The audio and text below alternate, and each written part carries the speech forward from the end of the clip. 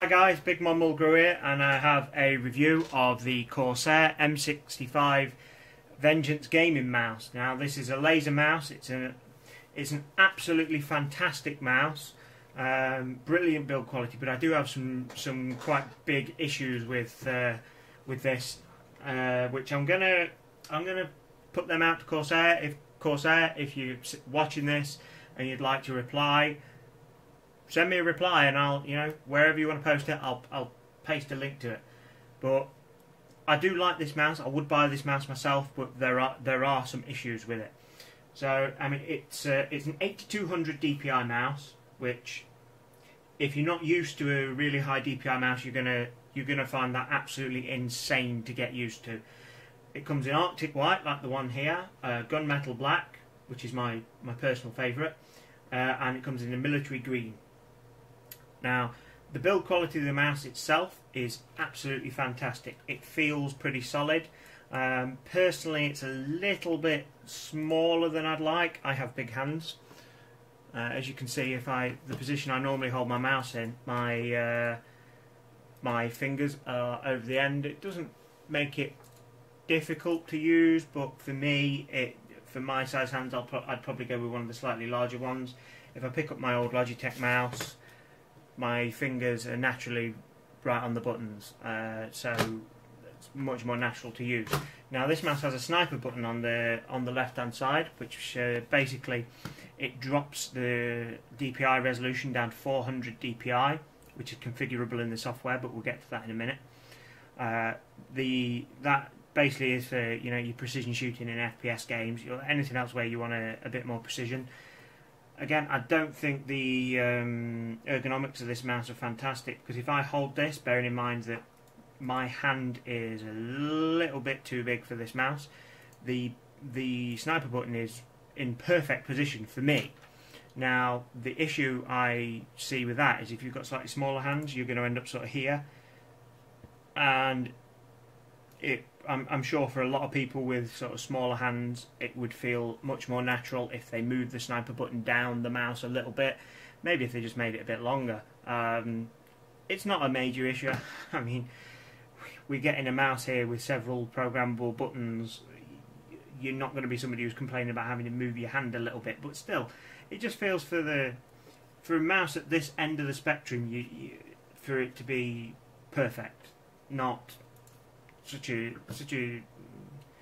blindingly obvious issue. I mean, surely somebody must have picked it up and realised that it doesn't feel right. After a little while of using it, it does feel right, but again, like I say, I have big hands and the sniper buttons are perfect for me, but I would imagine if you've got smaller hands, it's going to end up right on the tip of your thumb and it's not going to feel quite right.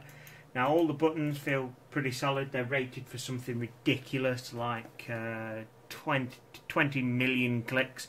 God knows how Corsair have tested that. I just have visions of somebody sitting in the factory going like that all day, every day, for weeks while they test this mouse. And what if you lose count? I mean, you really don't want to have to start from scratch. Now, the scroll wheel on this got this nice rubber surround to it. It does feel very, very solid. That it's a large scroll wheel to give you more precision, and it's got a nice little notch after each one, so you know exactly where it is. Give you feedback. Now the mouse is quite a nice shape. I do like the shape. Quite a lot of gaming mice, they look a really aggressive design, but they don't feel comfortable in your hand. Some mice feel really comfortable in your hand, but they look terrible. And this one's, I think, is a nice balance of both. It does fit beautifully in my hand. Now, if you're left-handed, I don't think you're going to find it really very comfortable. It is a right-handed mouse, of course. I mean, it's not uncomfortable, but it's not brilliant. As I say, most mice now are designed for right-handed people anyway. Sadly, if you're left-handed, you're out of luck. Most of us are right-handed, and it just makes it a bit more viable. Now, this does have weights in the bottom. I'm not an advocate of weights in mice. I think it's an absolutely ridiculous concept. I'd love to know where it became popularised, but for me, if you're saying your mouse being lighter or heavier is making your gaming better, to me it's in your head. I've never found the weight of my mouse to be an issue. Now, certainly the pads we've got here, we've got low friction pads on it. I've got a low friction on my mouse mat. That I will say, there's virtually nothing to move that. That I would say will make a difference. I mean, look how smooth that slides. But weight, I think, is an absolutely ridiculous concept. I mean, if you feel differently, please let me know in the comments how you feel about weights, because personally I've never found they make much difference. I can feel that the mouse feels differently, but I think very quickly you adapt to the different weight. I mean, I've tried this mouse out with and without the weights, and after 2 minutes you don't even notice it. So I've tried a few other mice with weights and I really don't see the advantage. Now if I quickly plug this in,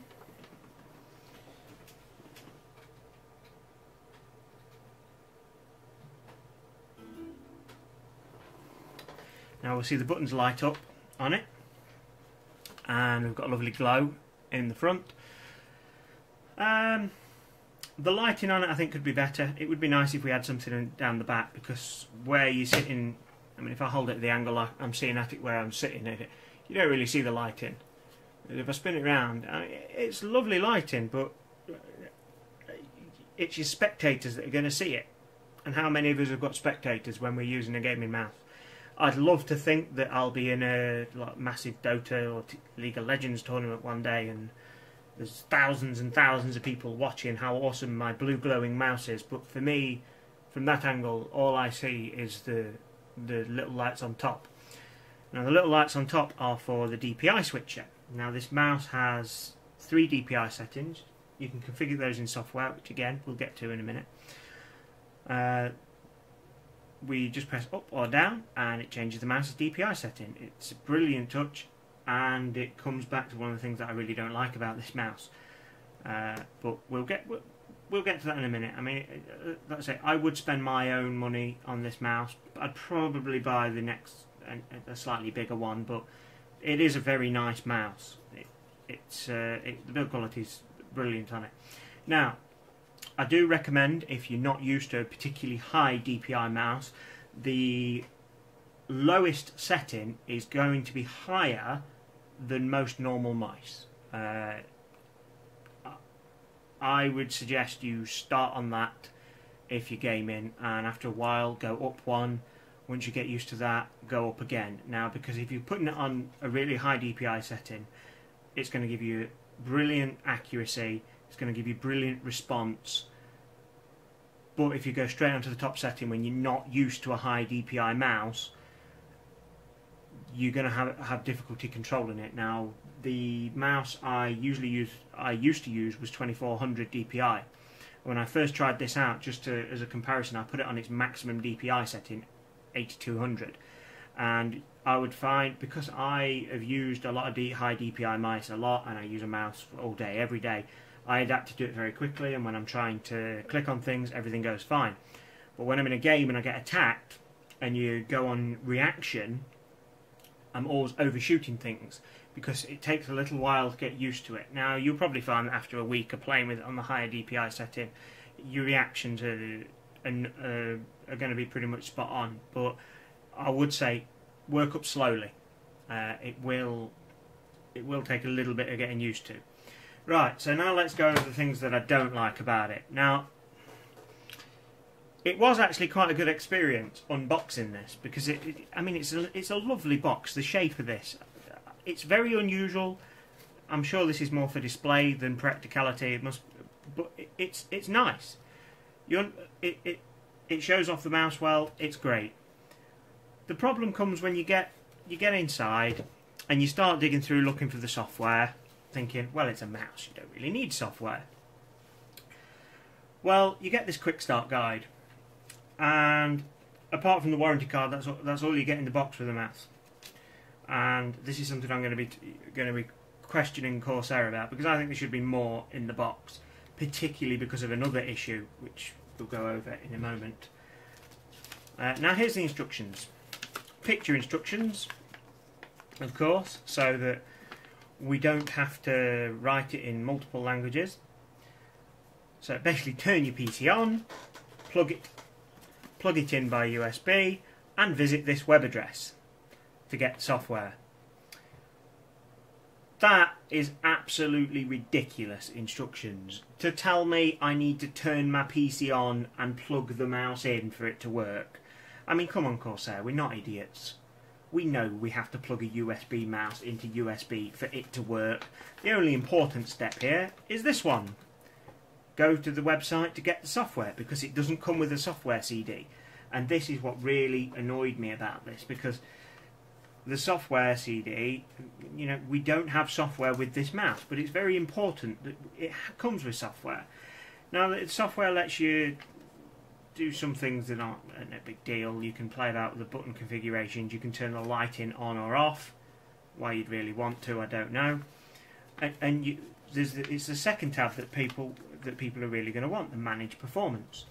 And what I didn't realise until I'd had trouble getting the software is that this mouse's preset, its maximum setting is only 6000 dpi.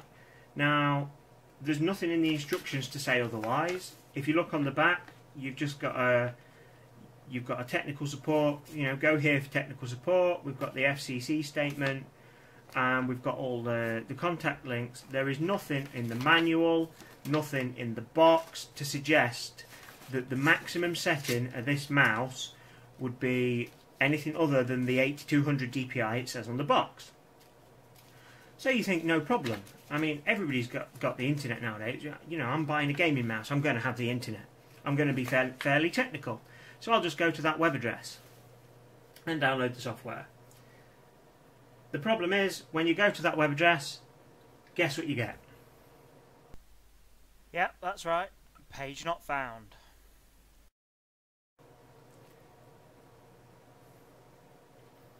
It's absolutely ridiculous. Now, I had a poke around after I got the 404 error and went to the product page for this mouse and thought, oh, I'll find the page manually. And I go to the product page, and on the product page there is a download link for the software for this mouse. I thought, brilliant, I found it, no problem. Click the download link, and guess what I get? Yep, same again. Could not believe it, getting it twice. Now, I did have a bit of a poke around Corsair's website, and at the time of making this video, the Corsair have a page where they list all of the downloads on one page, and you can go down the list and find the software. Now, it's currently, if you go to Corsair.com, hover your mouse over support, click mice and keyboards, and then click downloads, and you'll get a list of all the keyboard and mice they do, and the M65 will be somewhere down there. And at the time of making this video, that download link works. But for a mouse that doesn't come with software and will not perform at its advertised speed without the software, they really need to be there to cover you for the support to get the software. I still didn't immediately notice this was only a 6000 dpi mouse. I mean, I don't always install the software for mice. I only installed this for review purposes. Otherwise, I'd have never realised that it was only set at 6000 dpi. Now, the software is very, very simple. And again, something else that annoys me about it, there's no instructions for the software. I'm sure Corsair must have one somewhere on the internet. There's a little help link in the corner. If you click on that, you get another 404 error. So good job, Corsair. I mean, Corsair usually do things really slick. The support's usually fantastic, but I really hope this isn't indicative of the way Corsair's going, because if they carry on going downhill with the support like this, it doesn't bode well. To ship an expensive mouse like this, and for there to be no software available for it, when you finally manage to find the software, there to be no manual for the software because it's all on a website and the website doesn't work. It's absolutely ridiculous. Now, I'm all for saving money and saving energy and so on, and producing less packaging and less paper and less waste, because let's face it, most of us will chuck our manual in a drawer and we'll never read it. So I'm fine when companies decide they want to have one online, but if you're going to do that, you've got to make sure it works. I mean, to have an online manual and an online only manual and it not work it's just a joke. I mean, it's such a shame, because this mouse it's a really good mouse, and for its default setting to be crippled to 6,000 and there be no reference to it is ridiculous. I mean, you have to go into the software and you can reconfigure the DPI of all 3 of the different DPI levels and of the sniper button to be whatever you like. But it's the fact that they don't tell you it's not at 8,200. It's ridiculous. I can understand why they've done that. I imagine because it's such a ridiculously high DPI, they know people are going to have trouble getting used to it. So they set it at 6,000 by default. But there needs to be some reference to that. There needs to be something in the manual, or when you first install the software, it should pop up and say, your DPI is only 6,000, do you want to up it? If I was a gamer who was used to a high DPI mouse and I bought this, I'd have probably noticed immediately that it's not what it says it is, and I'd have been quite annoyed. But I'd have had no idea that it's hidden away in the software that I can turn it up. So if you do have one of these and you haven't installed the software, I do recommend you have a poke around, find the software and install it, and play about with the DPI settings. Put it to something you find more useful. Now, what I will probably end up doing with a mouse like this is I will have the top setting on 8200, I'll have the sniper setting on 400 on its default, and then I'll probably have the bottom one fairly low for if I need to do anything precise, like some fine graphics work, if I'm graphics editing or something like that. But if I was using this mouse long term, I'd have it on 8200 and just leave it there till I get used to it. I do recommend you turn it up a little bit at a time, but I'm not always one to follow my own recommendations. So yeah, I mean, like I say, Corsair, if you're watching, please sort out your software issue. And if you guys would like to respond, I'm more than happy to post it. So guys, if you've enjoyed the video, if you found this useful, I'd appreciate a like, favourite and subscribe. And otherwise, I'll see you all soon.